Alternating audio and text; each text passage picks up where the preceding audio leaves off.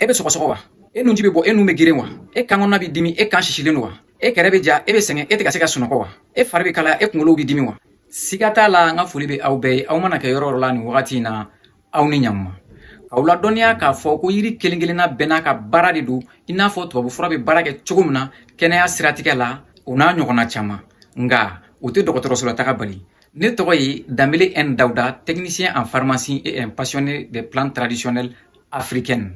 Siga t'a la aw kun b'a dɔn k'a fɔ ko nin bɛɛ be sɔrɔ an ka yiriw la wa i n'a fɔ antihistaminique, analgésique, antipyrétique, antiseptique, anti-inflammatoire, antibiotique, antifongique, antipalydique, antiparasitaire, antidépresseur, anticoagulant ani vitamine ni minéraux o n'a ɲɔgɔnna caman nka yan'an ka fara ɲɔgɔn na n bena bilasiralikaw ye sɔgɔsɔgɔ bana kan n'an b'a fɔ ma ko tu aw kana ɲinɛ